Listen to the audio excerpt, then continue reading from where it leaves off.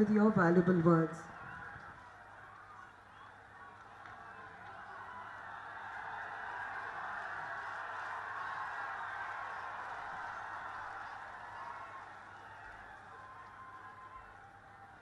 त्रिपुरा के राज्यपाल महोदय श्रीमान पद्मनाभ आचार्य जी, मुख्यमंत्री श्रीमान माणिक सरकार जी, बांग्लादेश से पधारे हुए मेहमान डॉक्टर तौफीक जी, श्री नसरुल जी, केंद्र सरकार में मेरे साथी श्री धर्मेंद्र प्रधान जी, मंच पर विराजमान सभी वरिष्ठ महानुभाव,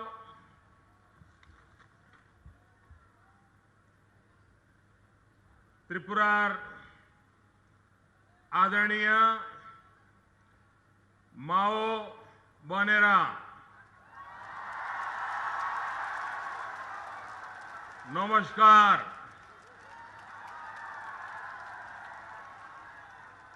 खुलुमखा जोतो नोनो, भाइयों बंधुरा, बांग्लादेशेर विशिष्ट अतिथिगण, आपनादेर सबाइके आमार आंतरिक शुभेच्छा।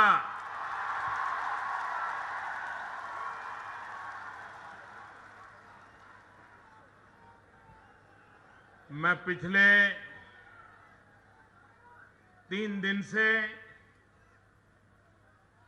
नॉर्थ ईस्ट में भ्रमण कर रहा हूं। शायद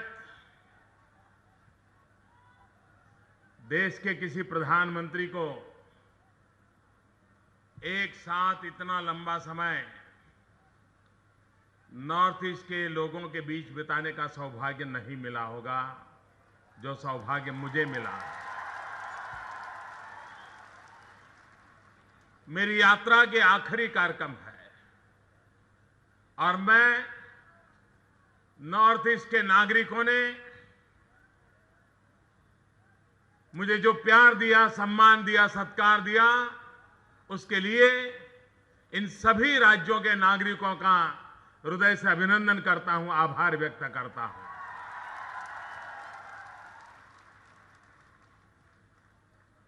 नॉर्थ ईस्ट में मेरा पहला कार्यक्रम था जो गति से जुड़ा हुआ था और आखिरी कार्यक्रम है जो ऊर्जा से जुड़ा हुआ है।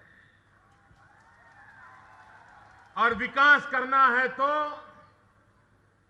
ऊर्जा भी चाहिए, गति भी चाहिए और दिशा भी चाहिए।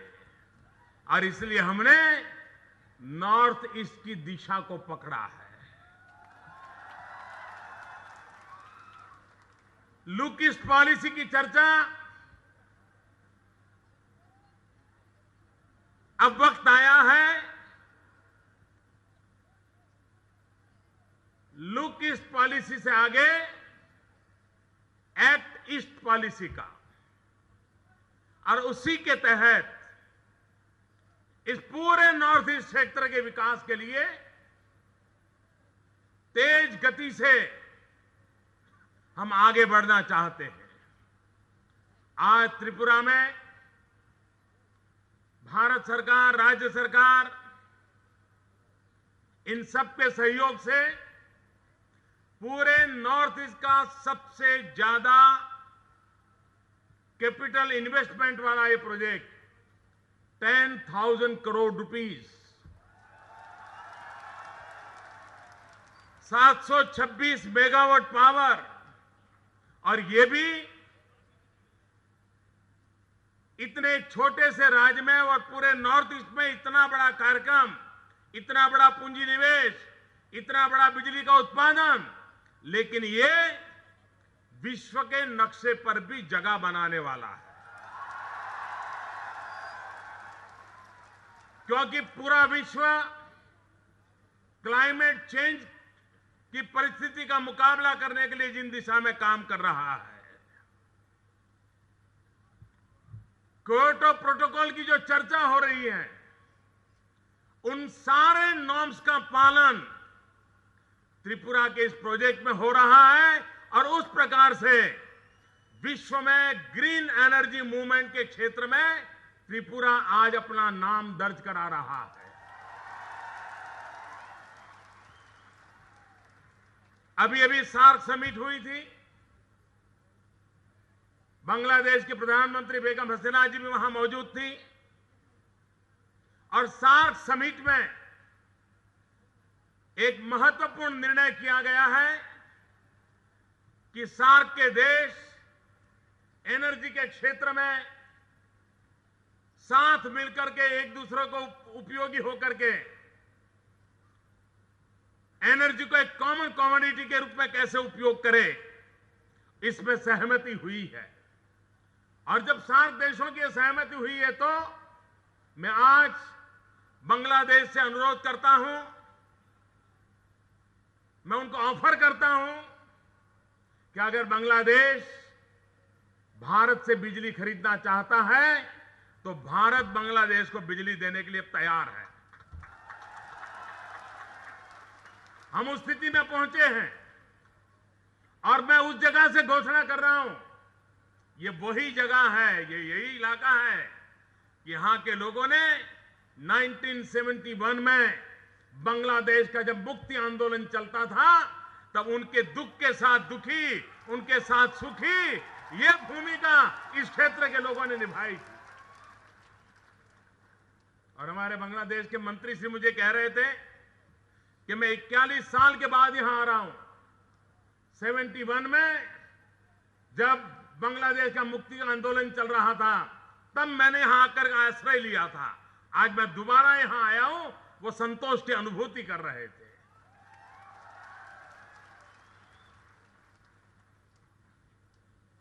अभी मुख्यमंत्री जी फर्टिलाइजर के कारखाने के संबंध में, पेट्रोलियम सेक्टर के नई नई योजनाओं के संबंध में विषय रख रहे थे।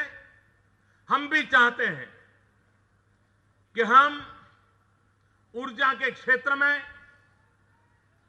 गैस पर आधारित हमारी इकोनॉमी को कैसे डेवलप करें।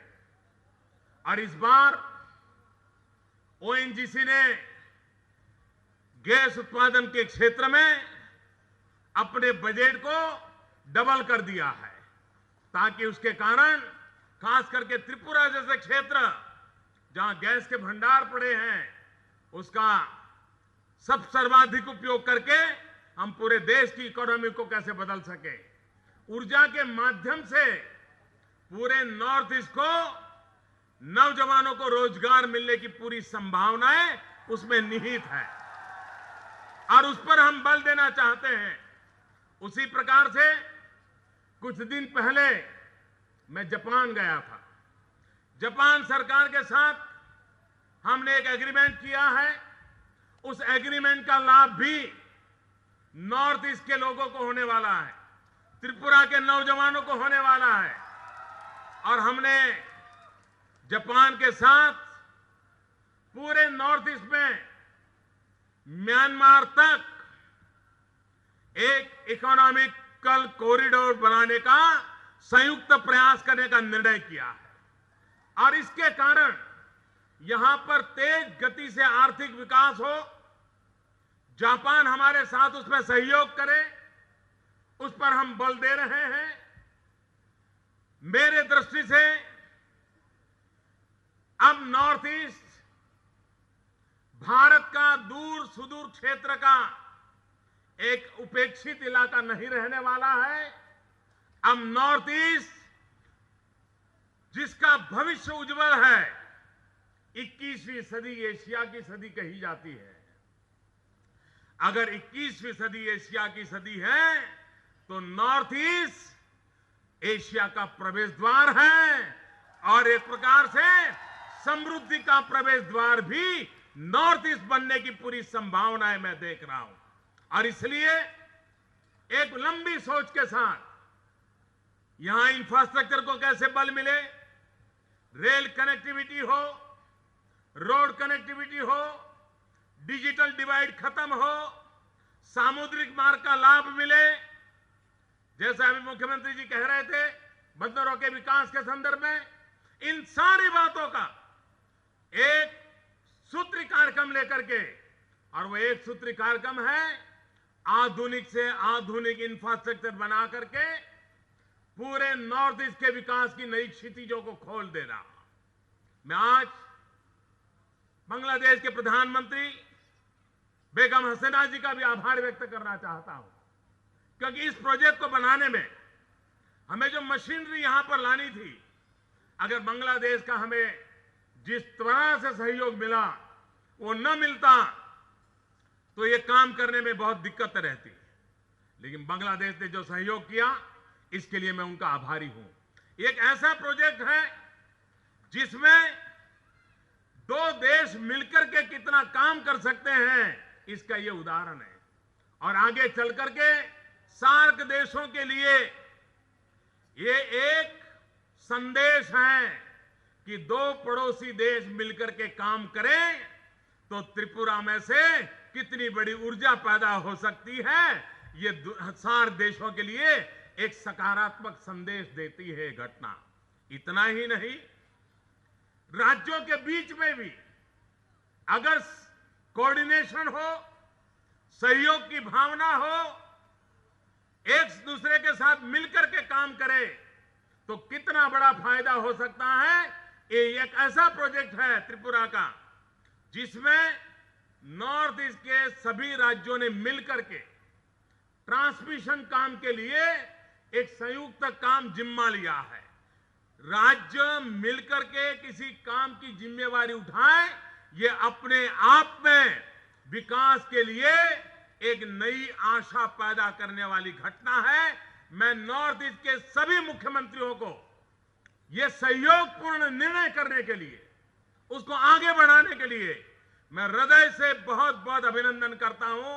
और इस प्रकार का सहयोग का वातावरण, और हमारा तो मंत्र है सबका साथ सबका विकास, इसी को लेकर के हम आगे चलें तो हम नई नई सिद्धियों को प्राप्त कर सकते हैं। पूरे नॉर्थ ईस्ट में एक ऐसा क्षेत्र है जिस पर हमने ध्यान देने की मुझे आवश्यकता लगती है। हमारे देश में हम तिरंगे झंडे का सम्मान करने वाले लोग हैं, तिरंगा झंडे का गौरव करने वाले लोग हैं। लेकिन मैं तिरंगे झंडे से प्रेरणा लेकर के चतुष्क्रांति की चर्चा करना चाहता हूं, चहुमुखी क्रांति की चर्चा करना चाहता हूं। एक है ग्रीन रिवॉल्यूशन, हमारे तिरंगे झंडे का कलर है ग्रीन। उस तिरंगे झंडे का एक कलर ग्रीन हमें संदेश देता है ग्रीन रिवॉल्यूशन का। सेकंड ग्रीन रिवॉल्यूशन, लेकिन सेकंड ग्रीन रिवॉल्यूशन में भी नॉर्थ ईस्ट स्पेशली फोकस करके ऑर्गेनिक फार्मिंग की ओर अगर जाएं तो पूरी दुनिया में नॉर्थ ईस्ट का ऑर्गेनिक एग्रीकल्चर प्रोडक्ट पूरे विश्व के बाजार को अपना बना सकता है। इतनी संभावनाएं पड़ी है और उस पर हम बल देना चाहते हैं। दूसरा है सफेद रंग। आज भी नॉर्थ ईस्ट में मिल्क रिवॉल्यूशन के लिए बहुत संभावनाएं पड़ी है, एनिमल हस्बेंड्री के बहुत संभावनाएं पड़ी है। हम उस दूसरे रंग पर भी बल दें और हम मिल्क रिवॉल्यूशन में कैसे जाएं। तीसरा है भगवा रंग। मैं सैफ्रॉन रिवॉल्यूशन की बात करना चाहता हूं। ग्रीन रिवॉल्यूशन चाहिए, व्हाइट रिवॉल्यूशन चाहिए, सैफ्रॉन रिवॉल्यूशन भी चाहिए। मैं जानता हूं कुछ लोग जब सैफ्रॉन रिवॉल्यूशन की बात करूंगा तो उनके कान खड़े हो गए होंगे, उनको जरा परेशानी होती होगी कि मोदी क्या लाया। ऊर्जा का रंग है सैफ्रॉन, और इसलिए मैं जब सैफ्रॉन रिवॉल्यूशन की बात करता हूं मैं ऊर्जा क्रांति की बात करता हूं। सोलर रेडिएशन से हम लाभान्वित लोग हैं। हम सोलर एनर्जी को बल कैसे दें, हम रिन्यूएबल एनर्जी को बंद कैसे दें, हम गैस बेस्ड इकोनॉमी में ऊर्जा को कैसे ले जाएं, हम एक ऑल आउट सॉल्यूशन ऊर्जा के क्षेत्र में कैसे करें, उसके लिए आगे बढ़ना चाहते हैं। और चौथा हमारे तिरंगे झंडे के अंदर ब्लू रंग का अशोक चक्र है। ये ब्लू रंग पानी की ताकत को दर्शाता है, सामुद्रिक शक्ति को दर्शाता है। हमारी सामुद्रिक शक्ति कैसे बढ़े, उसी प्रकार से पूरे नॉर्थ ईस्ट में पानी भरपूर मात्रा में है। ब्रह्मपुत्र से भरा हुआ इलाका है, पहाड़ों में से झरने बहते रहते हैं। हमारी इकोनॉमी को बदलने के लिए ये ब्लू रिवॉल्यूशन हम कैसे करें, उसे एक शक्ति का स्रोत मान करके हम उसको कैसे आगे ले जाएं, और ये चहुमुखी क्रांति को लेकर के हम त्रिपुरा के भी भाग्य को बदले, पूरे नॉर्थ ईस्ट के भाग्य को बदले, यहां के नौजवानों को रोजगार मिले, उस दिशा में हम कैसे आगे बढ़े।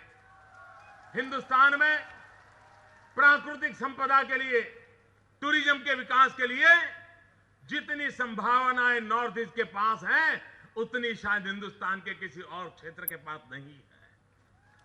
कितनी बायोडायवर्सिटी से भरा हुआ है। पूरे हिंदुस्तान को हमने आकर्षित करना है, और इसके लिए कनेक्टिविटी पर बल देना है। रेल के माध्यम से कनेक्टिविटी पर बल देना है, रोड के माध्यम से कनेक्टिविटी से बल देना है, वाटरवे का उपयोग करते हुए में कनेक्टिविटी को बढ़ाना है। और इस प्रकार से और पूरा क्षेत्र त्रिपुरा समेत पूरा नॉर्थ ईस्ट विकास की नई ऊंचाइयों को पार करे, उस दिशा में हम आगे बढ़ना चाहते हैं। आज राष्ट्र के उस 726 मेगावाट का ये पूरा प्रोजेक्ट आज पूर्ण हो रहा है। प्रथम चरण जब हुआ तब आदरणीय राष्ट्रपति जी यहां आए थे। आज संपूर्ण प्रोजेक्ट के समय मुझे आने का सौभाग्य मिला है। राष्ट्र की ऊर्जा शक्ति बढ़ाने में त्रिपुरा के योगदान को मैं गौरव से स्वागत करता हूं, और राष्ट्र को यह प्रोजेक्ट समर्पित करते हुए मन में बड़े संतोष के भाव के साथ आगे बढ़ रहा हूं। और फिर एक बार बांग्लादेश का आभार व्यक्त करता हूं, और बांग्लादेश को ऑफर करता हूं कि बांग्लादेश की जो ऊर्जा की जरूरत है, अब भारत उस स्थिति में है कि हम बांग्लादेश को बिजली बेच सकते हैं, बांग्लादेश को भी उजाला पहुंचाने का काम भी भारत कर सकता है। बहुत बहुत धन्यवाद। আমাদের আন্তরিক কৃতজ্ঞতা গ্রহণ করবেন মাননীয় প্রধানমন্ত্রী শ্রী নরেন্দ্র মোদী মহোদয়। এবারে ধন্যবাদ সূচক বক্তব্য রাখবেন রাজ্যের মাননীয় বিদ্যুৎ মন্ত্রী শ্রী মানিক দে মহোদয়।